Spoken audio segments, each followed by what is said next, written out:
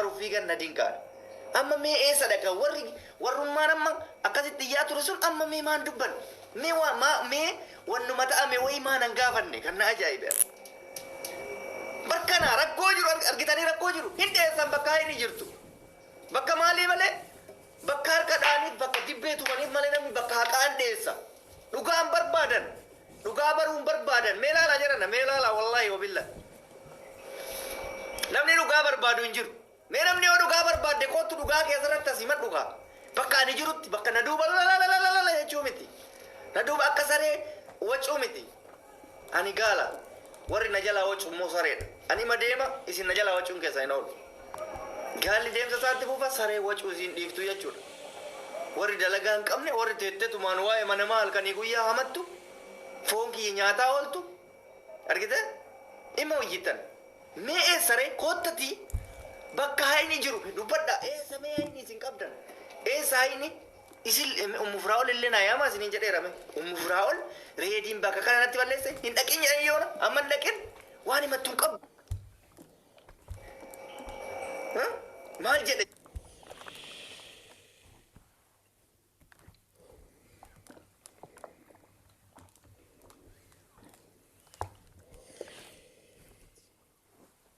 ittiin hin jiraanneen isii jiraachisaa jira amante amanuu baatte mana bishaan lagaa fakkaatutti kireesse bishaan irraa kaffale uffata itti bite kiraa irraa kaffale harkatti lakkaa'ee kenneefi itti bashannanaa jedheeni akka nugusaatti isii jiraachisaa jira wal dhiisee jechuun bultiin teenna gargar osoo baatee jirtu akka nugusaatti isii jiraachisaa jira anummaan isin arrabsaa jirtan kun isin ammas afaan banuu malee waa tokko gootaniif hin beektan homallee gochaaf hin jirtan afaan maraachaa jirtan malee lafa duwwatti maraachaa jirtan kijibaan lafa guutaa jirtan sobdanii fooloorii keessan itti baay'ifataa jirtan isirratti muudii qabataa jirtan waan isii dhataatan seetanii wallaahi wabillaahi isin ammas afaan keessan bana isin bilaashuma afaan keessan banuu malee waa takkaafuu hin gootaniif isinlee waan gootan anallee waan hin gootan bilaasha isii maraachaa jirtan yiliqi maali jira akkas ta'e obsitee dabarsaa jirta maali akka nama waa godhaafi jiru koomantiin kee isii jiraachisaa jira ka afaan banuun kee wasakni afaan keetti isii jiraachisaa jira ka osoo torbee takka ani lakki kiraa kafalu lakki masruufa ilmooti sanaa hin kennu jedheeni maqaa isiin kaaftan jechuudha kijibdanii amma dibbee rukuttaniif dibbee isin rukuttaniif sun dhugaa itti fakkaate isillee dhugaa itti fakkaate afaanii hin dubbattu gastii nama afaan banuu keessa calliftee teetti afaanii hin dubbattu kana ta'e san teettee hin dubbattu hin calli maal dubbattire waan dubbattutti hin jirre kanaaf callifte teetti sinii galee mee rabbuma sodaadhati namnummaan lafuma duwwatti akka ani masruufa sanuu itti cakkaneetini waa kana san hin jenneef wannan nu jechaa jirti isitti garaa na jabeessuu barbaadaa jiran dirqamaan akka ani ilmooti irraa fagaadhuuf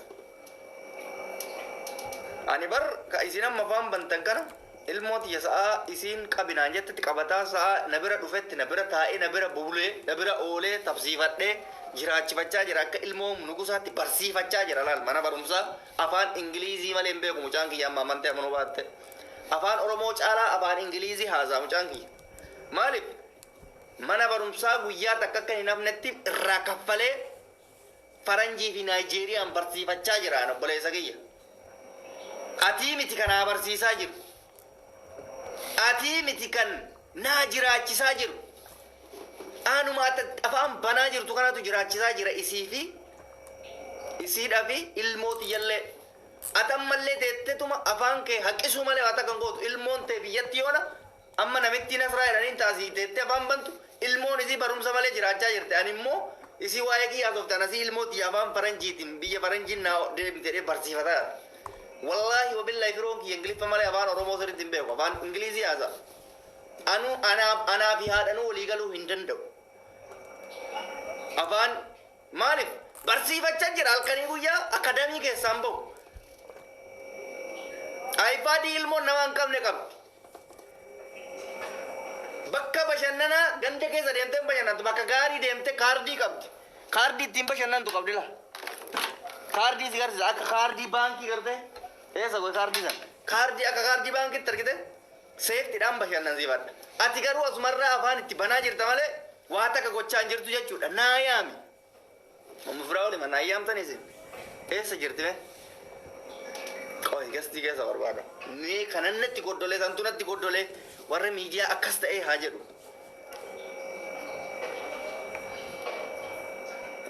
ilillii yookaan lakkoofsa tokko barreessa yoo jiraattas jala yoo dhugumaatis ajandaan barbaan yoo dhuguma argita wanti deemamaa jiru kuni yookaan dhugaa kee ta'e yookaan dhara ta'e barreeffadhu maaliif dubbiin dhara kaa namni bakka qaandeessa mee eessa warra ammaa yookaan abaan banu sun eessa jira hin jiru meera jiran eessa namni takka wacci sareen takka jala wiccechaa hin jirtu kijiba akka ta'e asirraa bartaa jechuudha waan hin fakkaanne fakkeessite kijiba gaafa ta'e asirraa barta me warreen arrabsitan kun deemaa fi daagaa jira mee eessadha hayni isin nu arrabsiiftaniif sun mee eessa wanti isin cubbutti nu galchitaniif sun jedhaatin yaamaa kaame bargaa fi tokkotu hin jirre jarana wannummaan tokko hin jiru kijiba malee wallaahi summa rabbii 90% dhibba keessaa dhibbi waan kijibaa malee wannummaan dhugaan takka mee hin jirtu mee nama tokko naa fi daagaa mee rakkina wayiitu jira rakkina akkanaatu jira rakkina san siso baa jira akka jedhu namuma warruma taa'ee mormusaa irra namoota konaan fidanii hin dheessa namni bakka akka maaliif girri barbaada isiniin jedhe wanni isin baruu qabdan ka asillee iyyuu ka achillee iyyuu ka achillee iyyuu jaalala isiitiif miti jaalala umuufiraa oliif miti jaalala reeditiif miti dantaa mataa ofiitiif dantaa baay'ina namni isaan hordofu fooloworiitiif garuu immoo dantaa keessan kana keessatti ilmooti janarraa miidhaa jirtan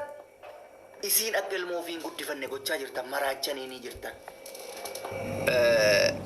warra gaafii qaban irraa gaafii qeebaluu barbaada karaa nagayaatiin kijiba dhiisanii inni dhumarra isinii jechuu barbaadu tokko hin dagadhe soorii inni ani jechuu barbaadu maa inni jireenyi tokko erga itti seenamee maaf jiraatamaa akka jedhu tokkotu deemama maaf suuraan nuti gadhiifama maaf viidiyoo obboleessa obboleettii koo namni tokko bultii keessa gaafa seene bultii san ormatu sii hoogganaa akkasitti fakkaatetti hoogganamta anaafi amma asii duunaan jaarsaaf jaartii ta'uu aalama duniyaa isintu bare ofii barattani erga bartanii mootummaa akkana wajji goota maa akkas maal jechuudha kun mee maal jechuudha gaafii akkamiiti kun firaa wal akkanaafisii waliin jirru hin beektu maal dhokadhee jiraachaa jira akka anaafisii wajji bulaa jirru hin beektu akka anaafisii wajji bashannanaa jirru hin beektu hin beekti duuba isin maaltu isin cinqe isin beekti yoo kana ta'e jechaa hin jirtu isin maaltu isin cinqeet anamma fakkeenyaaf isin gabbaatee osoo heerumte maa heerumtee dhee gabbayee booyaan barnaa ajaa'ibnani akkamitti isiin heerumte jedheetin inni mimmaan gad harcaasamoo akkam bar dhugama isin boottaniif wallaalean wallahi wabillahi battam koo namatti garmuun baay'ee tokko na dhibaa jiraan gaafii koo barbaadamma nagorsuu maal isin irraan barbaadu rakkoon ta'ame kana ati rakkoo kanarraa quba qabda jettanii nama nagaafatu qofa barbaada nama tokkoon isin galcha jecha lama sadi qofa naa deebistanii nagaafattanii ani isinii deebisa mee yoo dhugaa jiruu bartan abbaan haqaa dheessee jira warri isinii amma maqaa kaase kun dheessee jira miila ofii baafate maaliif tilmaama jilmaa haasa'aa ture ka waa irraa quban qabu yoo amma dabira dhufee hangaafee wayii gaafadhe waan naa deebisu waan hin qabneef lukoo fi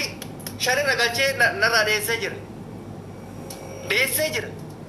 warra nama maqaa naafidaa dheessin kadhe kun maa dheessi wanta irraa quba qaban takkatu hin jirre kanaaf dheessa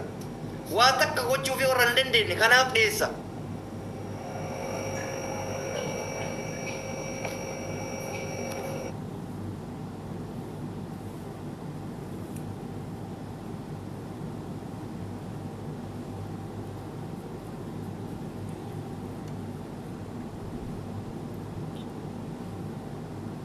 welcome baga nagaan nuyi direedi waan guddaallee dubbachuun barbaadu galatoomuu keetiif sagalee keenya jiru waan guddaallee dubbachuun barbaadu nagalchuu keetiif galatoomii dhugaa dubbachuu fi waan baay'ee nama dhibu waan baay'ee nama jibbisiisu waan akka oromootitti illee nama jibbisiisu fakkeenyaaf waan tokko dubbiin haftee fi miti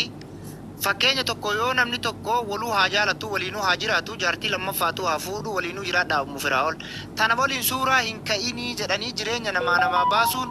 booyuun dhoorgadha tokkoffaa irratti yoo maatii mufiraa olii waliin jiraatte tana suuraa waliin hin ka'in wanni jedhu hin jiru bultii keessattis hin dhageenye waan hin dhagahin ammoo namni ammoo ajandaa yoo nurraa qabbanaayaa dhugaa jirru hin barru akkanuma moggaa deemne reediif siiduuna arrabsaa jiraanna yoo jettani wel rakkoon qabu kun jiraadhaaf foolootti guddifadha amjooyin itti ta'a fataa itti jira dhugaa dubbachuu fi yeroo tokko ani wanni na dhibu ani yeroo hedduu yoon dhugaa dubbadhu namni natti haaraa natti gubataa farsaan kun nama badaadhaa minaamin jiran amma reefi tanaan dubbannaaniin akka jiruun keessa na bilbileessi ajjeesuu qabnaa du'uu qabdaa minaamin warri jettan rakkoon qabu du'uun inni ajjeefamuu wanni akkasii rakkoo hin qabu sun dhugaa dubbachuu jecha namoota gurguddaa ani waan akkanaatu hin dubbatan jedhin faatu na gaafate dhugaa dubbachuu du'uu qabdaa dhugaa baruu birrii malee Sigalee kanaa jennaan ammoo dhugaa dubbachuuf namni tokko jireenya eega bultii itti seenee wanni duraanuu yookaan ammoo bultii takka namni yeroo seenu gammachuuf itti gammaduuf itti jiraachuuf ittiin sammuun isaa ittiin bashannanuuf malee mana keessatti hidhamee ammoo akka ammootu uummanni keenya dhugaa dubbachuuf narrallee laalinaa uummanni si koomandoo itti deemu jiru kunitti waan nusi hin jenne dalagii waan nusi hin jenne nyaadhuu jettan akkas jiraatan amma reediidhaan akka jechuudha. Akka nusi hin jenne rafi gisee nusi hin jenne sa'aatii nusi qabnetti ka'i. Inde maal jechuun umufuraa ol bichaa waliin fotoon haa ka'amu siiduunaa waliin fotoon hin ka'amu jechuudha. Gara laafoo achi teettee na dhageeffataarta achi teettee na dhageeffatanii koota sitti gaafii na gaafadhu. Maana dhageeffatu na gaafadhu gaafii qabu. Yoo ajandaa kana hin barbaanne yoo girgirrii akkanumaan na jalaa qabbanaa jettee sodaa hin qabaanne kootu reedii akkana naan jedhame akkami. Akkasumas akkanatti amaaraan nu akkana nutti fakkaate akkam gaafii akkatti nama gaafatan malee haqa baruu osoo hin barbaanne teessanii waa'ee namaa akkamitti haasoftan haqa baruu isinuu haqa baruu barbaadanii akkamitti waa'ee nama tokko haasoftan ayye amma ila gara laafoon na dhageeffataa raasi maana dhageeffata dhufee nan gaafattu waan akkatti haasofsan na gaafattuu dhaqabaa bar inna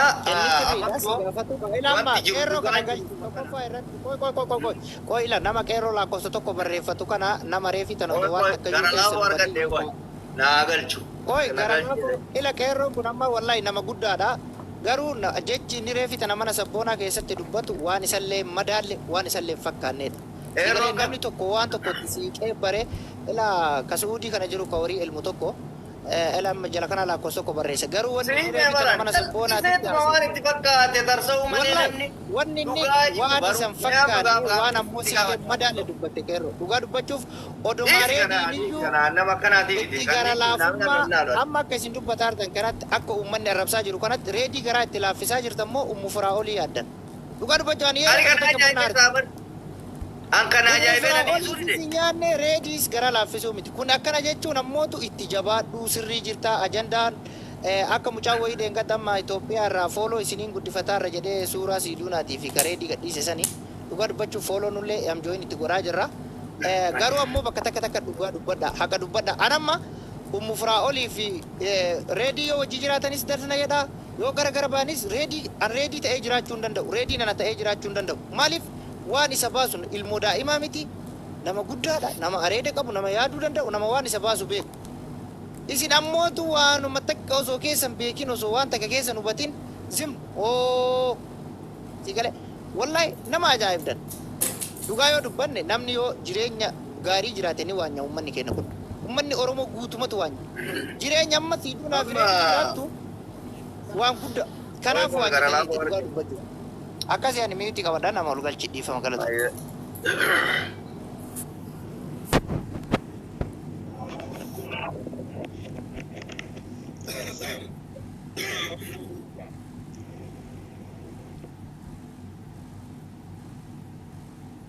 Halo.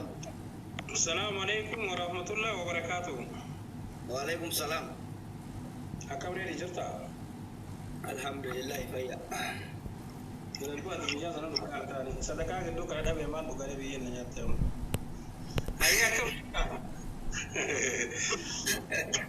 Zaga alhamdulillah. Maaltu jira boo maa boottan maa inni rakkinni gaafiin jira rakkina jira waan isinitti makatetu jira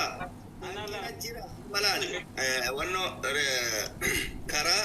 sirriitiin haasofna namni miidiyaa waa lama barbaada takka haqa barbaada takka girrii barbaada akka yoo qabaatte haqa akkanaatu na bira ga'e waan akkanaatu gaafii nu ta'e akkana lakka kan qabnu lafti qabbanaa'e akkuma ammati jette sadaqaan dhabamte yoo jette akkas dhugaa jiru garuu ammas keessattuu simaa fi nasraa irraa baruu barbaada maaliif isintu ajandaa kana deddeebi'ee haasaa siigalee osoo danda'amee haati dhimmaa kan irraa dubbattan sun as dhuftee immoo natti tola akka itti dabe maaliif akka girriin kun uumame anatu waa isii godhe moo